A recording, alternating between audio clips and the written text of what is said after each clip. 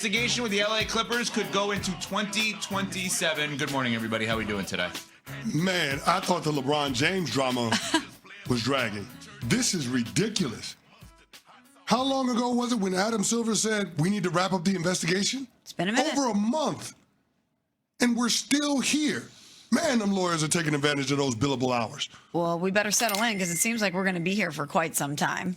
Well, let's give you the latest here. The NBA, this is per Baxter Holmes, who is not a good reporter. He is a phenomenal reporter. He's been all over this story. Pablo Torre, of course, you see him on PTI. Pablo Torre finds out, has had a bunch of, it was the beginning of this. And obviously Pablo has done phenomenal work, and Baxter Holmes has done phenomenal work with this as well. So here's what we've got. NBA investigation per ESPN.com into whether the LA Clippers circumvented the salary cap to pay Kawhi Leonard could drag into 2027 if the parties don't agree on the findings or any proposed settlement that involves punishing the team. Sources with knowledge of the case told ESPN on Wednesday. Sources close to the NBPA, the Players Association, with knowledge of the investigation, said the union wouldn't hesitate to take the matter to arbitration if the NBA sought penalties without sufficient evidence proving the claim that the Clippers have denied since the league's probe began nearly 10 months ago. If the parties, which include the Clippers and the NBPA, can't agree, the matter could head to a neutral arbiter who is jointly appointed by the NBA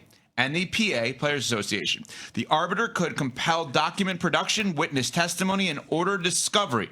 After a hearing, the arbiter's ruling would be subject to an appeals panel made up of 3 people jointly appointed by the NBA and NBPA. The appeal panel decision is binding. Such a process, which applies in this instance because cap circumvention is a violation of the NBA's collective bargaining agreement, would ultimately determine whether Adam Silver, commissioner, could punish the Clippers for allegations that money was funneled to Leonard through aspiration. That's a lot. I'm out of breath. But Good job, Brad. Here's where we're at right now. We are in a place where this is ongoing. I don't understand why findings have to be agreed upon. Isn't that the whole point of the findings, is that if you guys are investigating me, no matter what you find that would be negative, of course I'm not going to agree to that because it's negative. Why does Kawhi and the Clippers have to agree to the findings? Because there's going to be potential discipline and a penalty, and the NBPA has to be on board with that. Because the last thing you want to do if you're Adam Silver is to create a mess of that relationship because of a convoluted investigation with some findings that determine that the parties involved had the intent of being nefarious in circumventing the salary cap. There are a lot of complications. There's a lot of nuance when it comes to this. And on its face, people in the union are probably going to have a hard time understanding why Kawhi Leonard is going to be punished. And beyond that, you end up setting a precedent in terms of being able to punish players for infractions that could potentially be tangential to what we're seeing happen and what they find in this investigation. Which is exactly why I don't see both parties coming to a consensus here, and I expect this to drag out. Evan, you just outlined the various processes that would need to happen in order for this thing to be wrapped up, but at the outset of it, there has to be some sort of agreement, which I can't see Kawhi and the PA, that side, agreeing to any of these findings if they are negative in nature. Nor the Clippers. Nor the Clippers, exactly. Right, because who knows what would happen to the organization, the penalties, etc. So this is where this whole thing is an absolute mess. What team is Kawhi Leonard going to be on this year? That's the part that's fascinating to me, because if you're the LA Clippers and no team would be willing to trade for him with this pending investigation, you can't actually play him. Wait, whoa. Hold on. Why are you saying that no team would trade for him? Well, I don't know that a team wants to trade for a player when they don't know his status or availability. I disagree. Okay. Let me tell you why. In 2019, when Kawhi Leonard went to the Toronto Raptors and they won the championship over the Golden State Warriors, everyone said, what a move by Masai Ujiri. And I asked the question, what was the move? Because that was a salary dump. They wanted off of DeMar DeRozan's contract, and the only way to mask the salary dump is to get someone so good that regardless of what the future holds, the end result happened to be a Larry O'Brien, which is amazing. I think if Kawhi Leonard, there's an uncertain amount of games he would play. We don't even know if he would be eligible to play. We don't know how he would play. You don't know if you could extend him. Once again, Kawhi Leonard is the ultimate salary dump. as odd as that sounds, and I'll give you a team right now. If I'm the Boston Celtics, I'm swooping in today. Oh, I am saying that I am widely panned for, and I'm destroyed for what happened with this Jaylen Brown trade.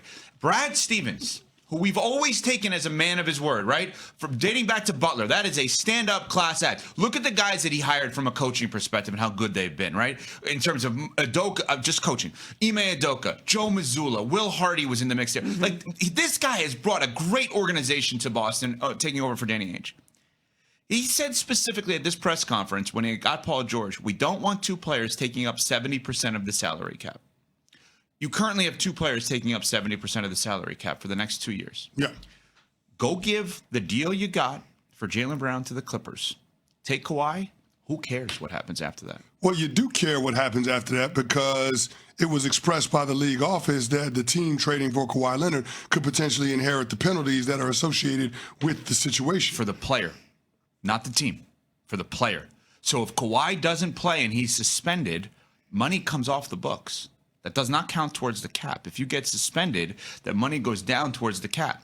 If you're not suspended, you have Kawhi Leonard, who is definitively better than Paul George. You're not going to extend him. You're going to use it as a salary dump. So you're going to use it as a salary dump, and Jason Tatum is going to be down a max level player? Well, that's the other part of this, right? That's the downside, right? So then here's the other part with the NBA. Make a decision that seems easy. Just freeze the contract and let the man play.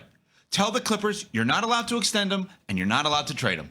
That's literally. So what was the point of going down this road with the investigation I have in the first no place? idea. This if is you're going to getting kick over ridiculous. the hornet's nest, you have to have some findings. There has to be something. There has to be resolution. But everyone has to agree on the findings, OCC. We just read this. This is ridiculous. I agree with you, but how can you say something definitive like that if you're the NBA? How can you freeze the contract? How can you do anything without a release of the findings? Can you say this? Maybe freeze is the wrong word. Can you say this? You can't do anything with. That's the point. That's the problem. You can't do anything with the contract. Can you wink it with the Clippers? Can you say, listen, don't trade them, don't extend them? Can you just wink it?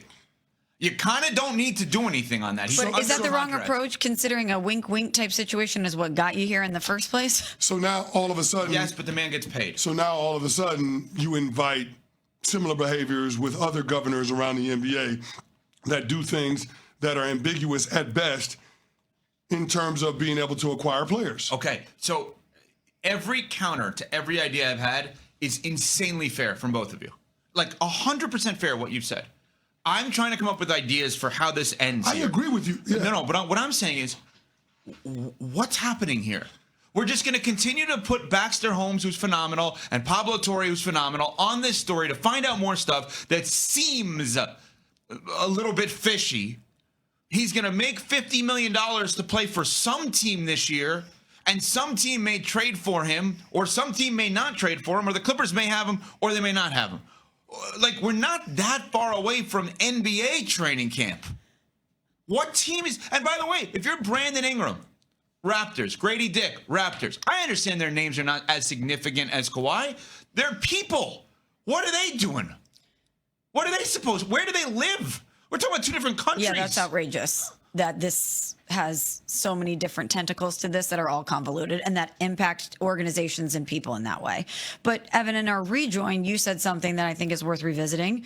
Why was this even allowed to go through? If you're the NBA and you know you have this investigations going on and there's findings that you feel staunch about, and the Clippers are remaining adamant that they didn't do this, that they didn't funnel any money to Kawhi through aspiration, why wasn't this addressed before any sort of transaction was able to go down? They claim they did. They said that everyone knew of all of the possibilities that could happen. But again, then why would the Raptors But then they followed up and reiterated it, which is when the Raptors called everything off. Exactly. So maybe, and I'm totally speculating, obviously, maybe what was told to the Raptors is you can't extend them. And they didn't know that maybe beforehand. And the reason I say that is because I'm going to do my best to not be confusing here more than I normally am. Contracts in the NBA have to be extended off of the contract that exists. It can't just be we're going to sign a guy to an unrestricted free agent deal if you don't have the money to sign him. So maybe they said to the Raptors, just so you're aware, at the conclusion of this season, that contract is null and void. When there's no years left and no money left, well, that would prevent an extension off of that deal, the percentage, whatever it is. They would have to do it differently. And I don't know, I'm not Bobby Marks, our front office insider, but maybe the salary cap machination would be different of how they would almost have to sign him as an unrestricted free agent versus as one of their own.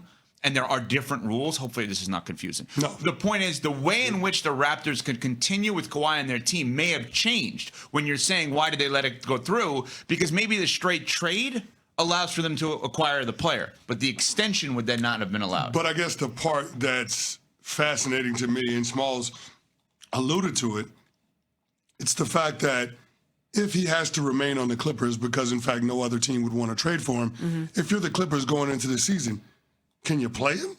Okay, walk us through that. Can you actually play him? You're playing an ineligible player, you're saying? Well, not even just that, but you are talking about somebody that is injury prone. And if the goal is to offload the contract and get something for him, once the investigation concludes, can you afford to run the risk of playing Kawhi Leonard while he's on the final year of that contract? That is such an excellent point, Cece. This now, as always, but especially now, is treated as an asset because you're not trying to win with him. He is strictly an asset. And for someone who has a history of injuries, why would you ever put yourself in that position that could jeopardize what you can get for him in return moving forward? I wouldn't. I couldn't risk that. There's no chance. But then you're at a huge competitive disadvantage. So you're talking about an all-NBA level player, based on what he did last year, not playing basketball because of this investigation. And not any penalty associated with the investigation, just from the sheer speculative nature of what could potentially happen. So what a we're mess. going to have to double check this. It's disgusting. We're going to have to double check this, but I'm pretty sure the Clippers draft pick this year, like for 27, goes to the Thunder. Oh, my gosh. Of course it goes to the Thunder. We need to double check that. But in other words, if they have Kawhi, can't play him nor trade him, they're not going to be particularly good. They have some nice young players, but they're not going to be particularly good if they can't play him nor trade him. And then the Clippers pick, I think, goes to OKC. Oh, my gosh. I think. Yes, they have swap rights. My guess is Oklahoma City would like to swap picks with the Clippers this year if Kawhi Sam is just sitting Presti there. wins again. He's unbelievable. And you know what the irony of this is? You know why the Clippers pick goes to Oklahoma City? Because of Kawhi. Because this was the Paul George trade. The gift If I'm not mistaken on this, that's all where it kind of goes. I'm pretty sure that's where this all goes.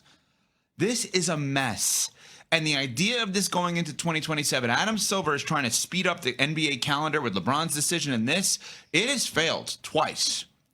Adam Silver, who I think it seems like a wonderful guy, his ability to press the fast forward button has failed. All we're doing is rewinding. It's a disaster.